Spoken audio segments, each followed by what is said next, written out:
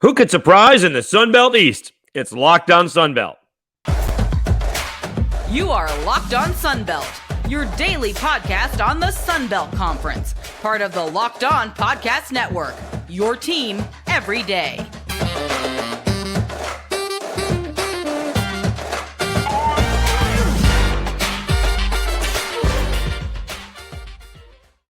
All right, welcome back to another edition of Locked On Sun Belt, your team every day. I'm your host, Dave Schultz. Yesterday, we talked about the Sun Belt West. Let's do the Sun Belt East and who could be a surprise in this division. It's going to be along the same lines as what I did in the West, except it feels like I don't know if it's much more wide open because we'll see what happens with Grayson McCall in Coastal Carolina, right? And if they're not any good, is that a surprise? Although a lot of talent has turned over, and you got Tim Belk as a new coach, although he's got a ton of experience, although not as a head coach. Does Marshall, do they take it to the next level? Is Cam Thatcher going to be the quarterback, or is Pennington, Chad Pennington's kid, going to be the quarterback? What happens to App State? What does Georgia Southern do?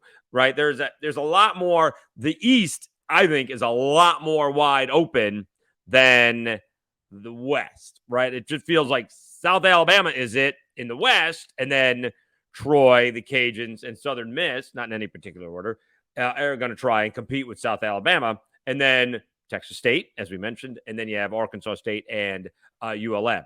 But in the East, right, James Madison looking for a quarterback. Well, just for the sake of argument, Grayson McCall is back with Coastal Carolina. Who does Marshall go? What is App State's quarterback situation? Georgia Southern's quarterback situation? Georgia State's, they have their quarterback, right? And Old Dominion.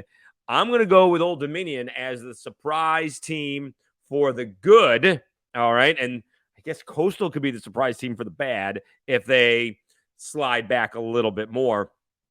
Because, again, all of the talent that was there a couple of years ago outside of Grayson McCall has left. But a lot like Texas State, Old DU has brought in a high-powered offensive coordinator. Ricky Ronnie is still there, the head coach, former Cornell quarterback, but he also went the FCS route. And we've talked about this with the quarterback situation. They brought in Kevin Decker, who was at Fordham, who only led the nation in scoring just about 50 points a game, 609 yards per ball game. And as we mentioned in our quarterback preview episode, which way do they go? Hayden Wolf, who's been at ODU, or do they go with the transfer from Fordham, the backup, and Grant Wilson? So Grant Wilson knows Kevin Decker's system, but Hayden Wolf has the experience. And again, a lot like Texas State, is ODU going to be in a position to win these ball games, or are they going to just kind of get close and put a scare in teams? All right. It'll be very interesting to see how that works out. Top heavy schedule for Texas State. Let's see what ODU's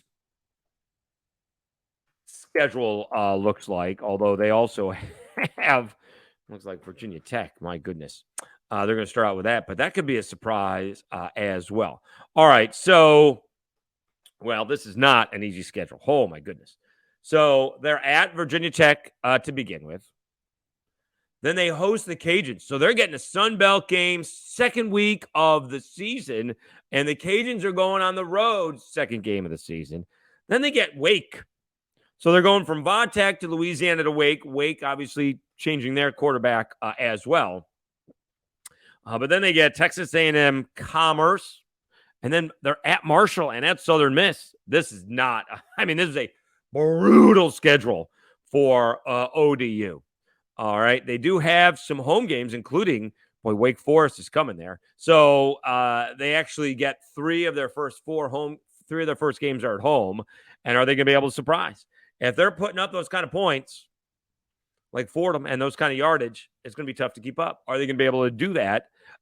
Is that FCS offense going to work at the FBS level? All right. It'll be interesting to see what happens. They're at Virginia Tech.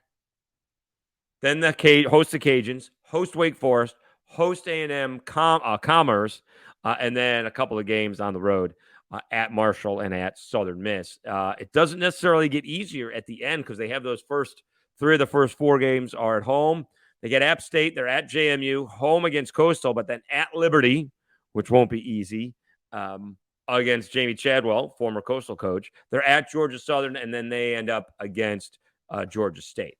But I guess the first question is going to be who's going to be ODU's quarterback, and are they going to put up those kind of points? And a lot like Texas State, it could be very, very exciting. Obviously, at ODU, they need to kind of win. Ricky Ronnie had that big win over Coastal Carolina, and I don't think they won again last year. Isn't that what kind of happened? I mean, they kind of, I don't know if they went into the tank or got banged up or whatever the case was, but they had that big win against, they beat Arkansas State, lost to Liberty. They had the big 49-21 win against Coastal, lost to Georgia Southern by 5, lost to Georgia State by 14, lost to Marshall 12-0, got hammered by James Madison, lost to App State, and put up a good battle against South Alabama. The Jaguars escaping with a 27-20 victory right after Thanksgiving. So they are entering, what was that, a 6-game losing streak? They've lost 6 straight. So they are entering the season with 6 straight losses, and the schedule is not doing them any favors. I guess they could go into Blacksburg and surprise Va-Tech. We'll see what happens against the Cajuns and who their quarterback is. We'll see who is the new Wake quarterback as well. They will have Commerce to get a win. But boy, again, then they're at Marshall and at Southern Miss. So it is not that. I mean, talk about a top heavy. What is it? 1, 2, 3, 4, 5, 6 ball games where they will be favored in exactly one of them. All right. It could be different. They're not going to be favored on the road at Marshall. They're not going to be favored on the road at Southern Miss. I guess they could be favored against the Cajuns. They probably won't be favored against Wake. They will be favored against Texas A&M Commerce. So I guess they could be favored against the Cajuns. Or it could be, well, what happens if they put up 50 points against Va-Tech? What happens if they put up 50 points against the Cajuns? I guess they could be favored against Wake, but most likely not. But I do think that ODU has a chance to go, honestly, right? They finished last. They finished last in the Sun Belt in the division, 2-6. So anything better than that, I don't know if that's technically a surprise, but all of a sudden, I mean, what happens if you get to 4-4, right? 4-4 puts you 4th in the division. From 2-6 to 4-4, then you may be bowl bound. You beat Commerce. Let's see who else they got here. I don't know who the other win's going to come against. So I don't know who those wins are going to come against, but I think it's going to be interesting to watch. So that's where the surprise team is for the good is ODU. A lot like Texas State, they are going to epitomize the Fun Belt. All right.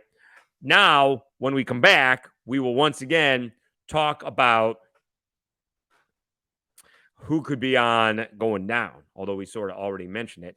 And some of these places are just way up in the air. All right.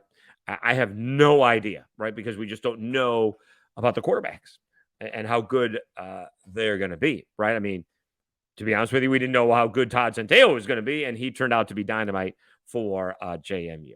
All right, last chance. It is the Built March Madness bracket. We know you have a favorite bar or a puff, and now is the time to make it count. Go to BuiltMarchMadness.com to vote for your favorites. You know I'll be voting for the Churro Puff, and if you want the Churro Puff to win, then you'll be voting for that bar too. Support your team, support your bar or puff. And when it comes to vote for your favorite bar or puff, you'll be entered into a drawing where 50 lucky Locked On listeners will get a free box of Built.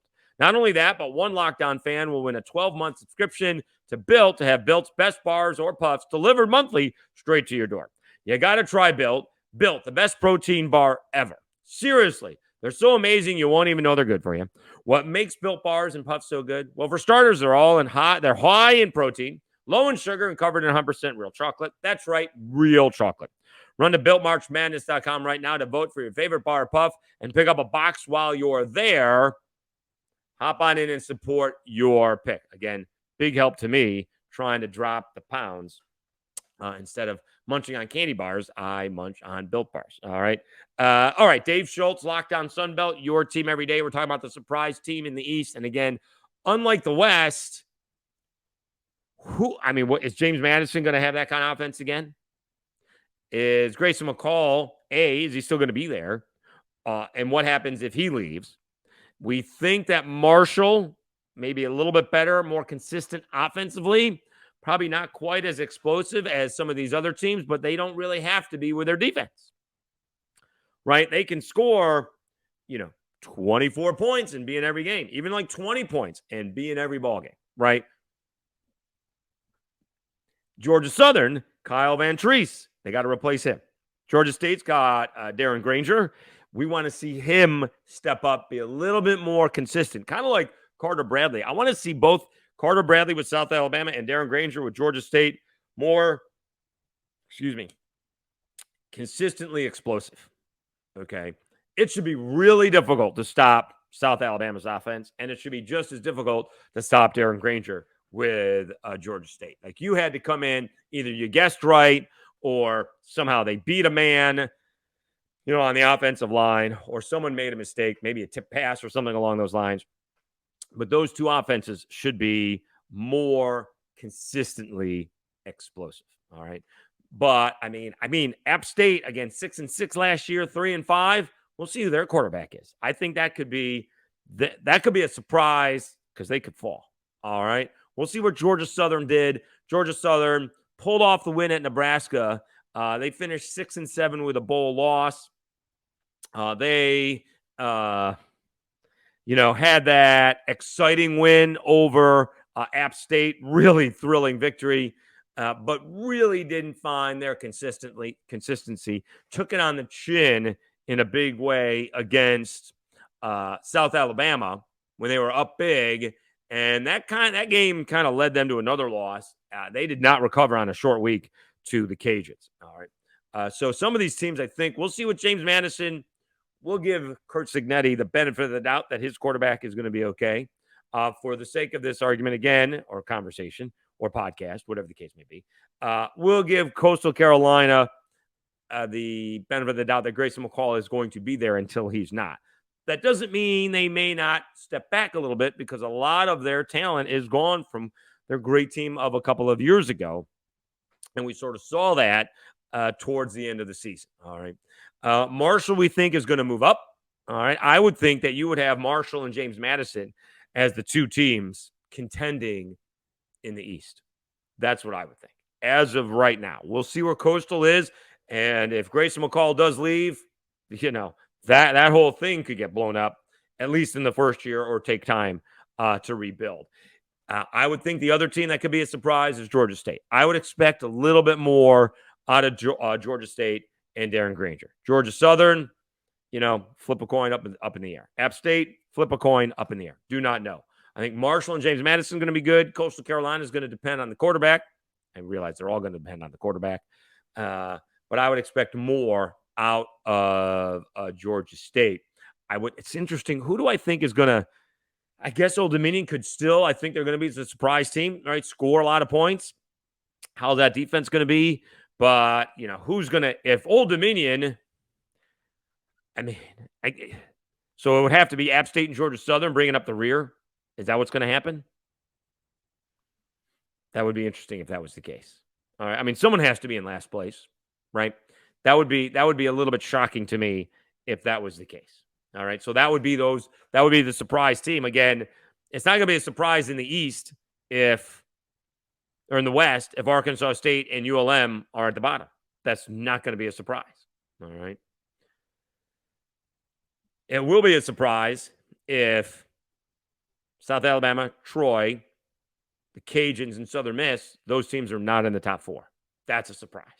All right.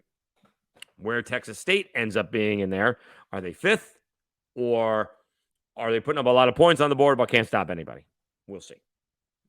Whereas in the West, you kind of have like two teams, maybe three, and then everything is up for grabs after that. App State, Georgia Southern, Georgia State, and even Old Dominion. All right.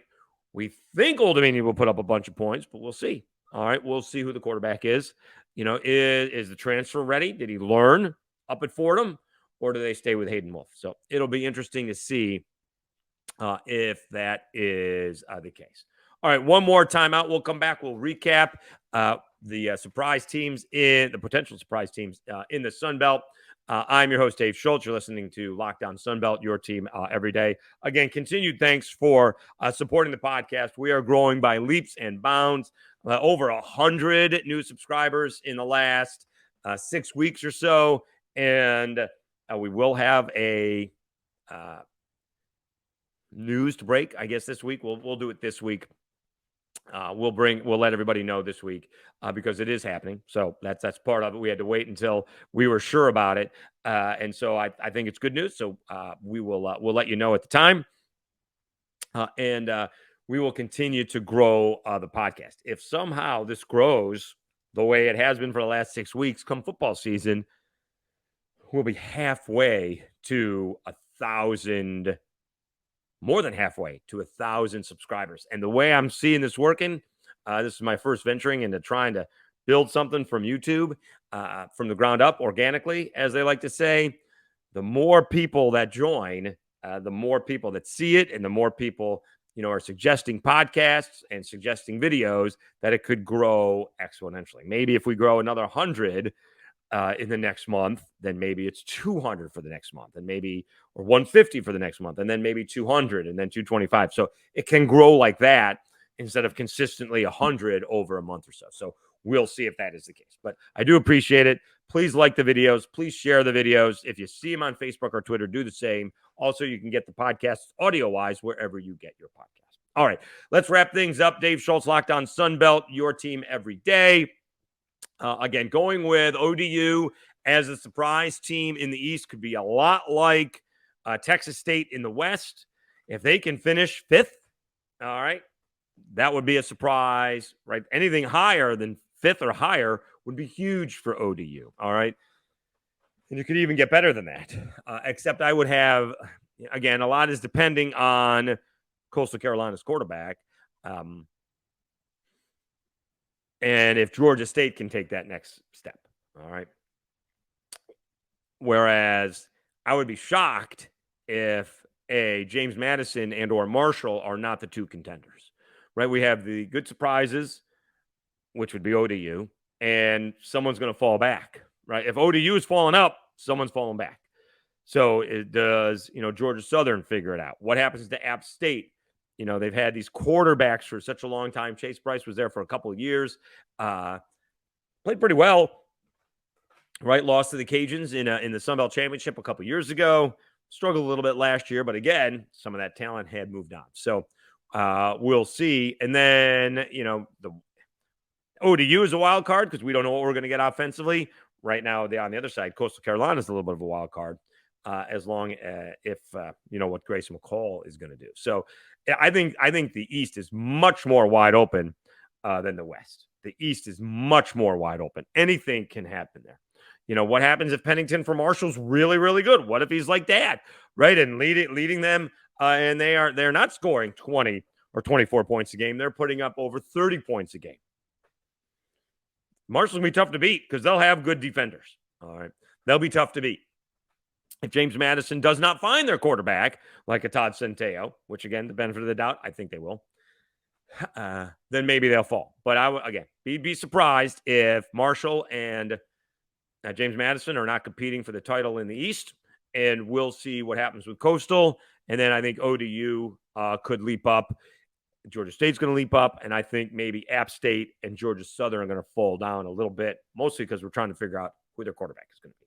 So that's what I think. All right. Again, thanks very much. Please leave a comment. I'm happy to reply. Again, I think Southern Miss had their spring ball game this past weekend. I think Texas State did the same. Going to try and find out more about the Bobcats and how they looked. We're going to start getting into baseball. And again, we will have some news to let you know this week. All right. Thanks again for watching. You've been watching Locked On Sunbelt, your team every day. I'm your host, Dave Schultz. We'll be back with another episode again tomorrow. Have a great day, everybody.